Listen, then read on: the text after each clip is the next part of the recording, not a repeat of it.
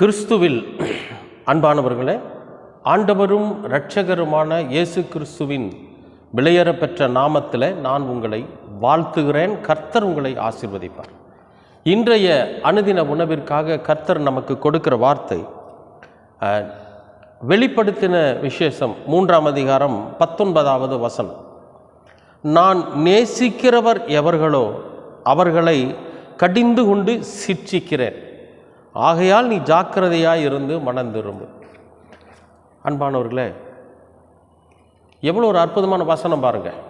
நமக்கு இந்த வார்த்தை எவ்வளவு ஒரு ஆறுதலான வார்த்தையாக இருக்குது பாருங்கள். நம்முடைய கஷ்டத்தில், நம்முடைய துக்கத்தில், நம்முடைய பிரச்சனைகளுக்கு மத்தியில் எதனால் நமக்கு இப்படியெல்லாம் பிரச்சனை வருதுங்கிற மனப்போராட்டத்துக்கு மத்தியில் எவ்வளோ ஒரு ஆறுதலான வார்த்தையாக இருக்குது பாருங்கள். அப்போ நாம் சோதிக்கப்படுவதும், நாம் சிட்சிக்கப்படுவதும், நாம் சில விஷயங்களில் நம்ம தண்டிக்கப்படுறதும் எதுக்காக அப்படின்னா, கடவுள் நம்ம மேலே ரொம்ப அன்பு வச்சிருக்கிறார். அதனால தான்.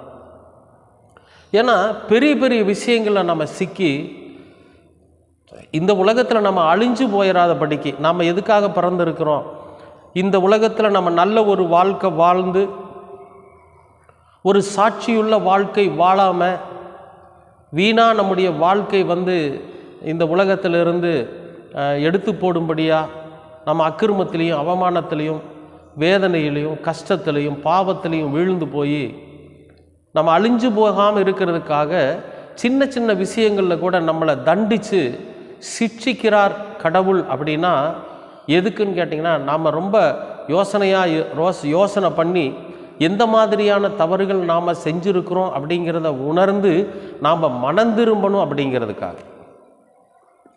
இப்போ சின்ன பிரச்சனை இருக்குது அப்படின்னா நீங்கள் மனம் தளர்ந்துடாதீங்க. கடவுள் தான் உங்களை சிட்சிக்கிறார். எதுக்காக சிட்சிக்கிறார் அப்படின்னா, உங்கள் மேலே அதிகமான அன்பு வச்சிருக்கிறார்னு அர்த்தம்.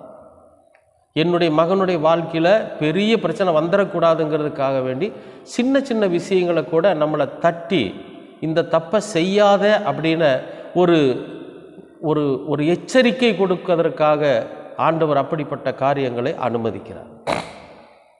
இப்போ நீங்கள் ஏதாவது ஒரு பிரச்சனையில் சிக்கியிருக்கிறீங்க, ஏதாவது ஒரு கஷ்டத்தில் இருக்கிறீங்க, ஏதாவது ஒரு மன வேதனையில் இருக்கிறீங்க, ஏதோ மனக்குழப்பத்தில் இருக்கிறீங்க அப்படின்னா நீங்கள் ஒன்றும் அதை இன்னையிலிருந்து அதை விட்டுருங்க. அதை இதனால் நமக்கு என்ன ஆயிருமோ, நம்ம பெரிய ஒரு பிரச்சனையில் சிக்கிடுவோமோ அப்படிங்கிற பயத்தை விட்டுருங்க. ஏன்னா கடவுள் உங்களை நேசிக்கிறார். நான் நேசிக்கிறவர்கள் எவர்களோ, அவர் சொல்கிறார் பாருங்கள், நான் யார் மேல் அன்பு செலுத்துகிறேனோ, நான் யாரை நேசிக்கிறேனோ, யாரை எனக்கு ரொம்ப பிடிச்சிருக்குதோ அவங்கள நான் சிட்சிக்கிறேன், அவங்கள திட்டுறேன், அவங்கள அடிக்கிறேன். ஒரு பழமொழி சொல்லுவாங்க பெரியவங்க, அடிக்கிற கை அணைக்கும் அப்படின்னு. அப்போ நம்மை ஆண்டவர் சின்ன சின்ன விஷயங்களில் நம்மை தண்டிக்கிறார், நம்மை சிட்சிக்கிறார், நம்ம மீது கோபப்படுறார். அப்படின்னா எதுக்காக அப்படிங்கிறதுக்குன்னா நாம் மனம் திரும்பணுங்கிறதுக்காக. அன்பானவர்களே, இந்த நாளில் நீங்கள் ஏதாவது ஒரு பிரச்சனையில் இருக்கிறீங்க அப்படின்னா எதனால் அந்த பிரச்சனை வந்ததுன்னு யோசனை பண்ணுங்கள். அந்த பிரச்சனை வர்றதுக்கு காரணமே நாமளாக தான் இருந்திருப்போம். அப்போ இனிமேல் அது மாதிரி செய்யாத அளவுக்கு நாம் கொஞ்சம் எச்சரிக்கையாக அதாவது முன்னெச்சரிக்கையாக இருந்து நம்முடைய வாழ்க்கையில் நம்முடைய வாழ்க்கை பயணத்தை தொடரணும். கடவுள் நம்ம ரொம்ப ஆசீர்வாதமாக வைக்கணும்னு நினைக்கிறாரு. நம்மை ரொம்ப நேசிக்கிறதுனால நம்ம எந்த விதத்துலையும் வீணாய் போய்விடக்கூடாதுன்னு நினைக்கிறார். நம்ம எடுக்கிற காரியத்தில் ஜெயம் பெறணும்னு நினைக்கிறார். அதனால் அன்பானவர்களே, சின்ன சின்ன பிரச்சனைகள், சின்ன சின்ன சிக்ஷைகள், சின்ன சின்ன சோதனைகள் நமக்கு வருதுன்னா நீங்கள் பயப்படாதீங்க. கடவுள் உங்களை நெருங்கி கொண்டிருக்கிறார் அப்படின்னு அர்த்தம். கடவுள் உங்கள் மீது அதிகப்படியான அன்பு வைத்திருக்கிறார் அப்படிங்கிறது அர்த்தம். அப்போ அவர் வைத்திருக்கிற அன்பை உணர்ந்து, அவர் நம்மை நேசிப்பதை உணர்ந்து, சரி இந்த மாதிரி சின்ன சின்ன தவறுகள் பண்ணினதுனால தான் கடவுள் நம்மளை தண்டிக்கிறார், இனிமேல் அது நாம் செய்யக்கூடாது அப்படிங்கிற அந்த ஒரு திட்டத்துக்கு, அந்த ஒரு உறுதிக்கு நாம் வந்துட்டோன்னு வைங்களேன், நாம் ரொம்ப ஜாக்கிரதையாக அதை யோசனை பண்ணி நம்ம மனம் திரும்பி கடவுள் இடத்துல வந்துட்டோன்னு வச்சுங்க, ஒரு பெரிய ஆசீர்வாதம் நமக்காக காத்திருக்கு. அவருடைய அன்பினாலே ஒரு பெரிய ஆசீர்வாதம், ஒரு பெரிய பாதுகாப்பு நமக்காக காத்திருக்கிறது. அன்பானவர்களே, சின்ன சின்ன பிரச்சனையை குறித்து வருத்தப்படாதீங்க, கோபப்படாதீங்க, அவசரப்பட்டு முடிவெடுக்காதீங்க. எல்லாவற்றையும் கர்த்தர் பார்த்து கொள்வார். ஏன்னா அவர் நம்மை சிட்சிக்கிறார்.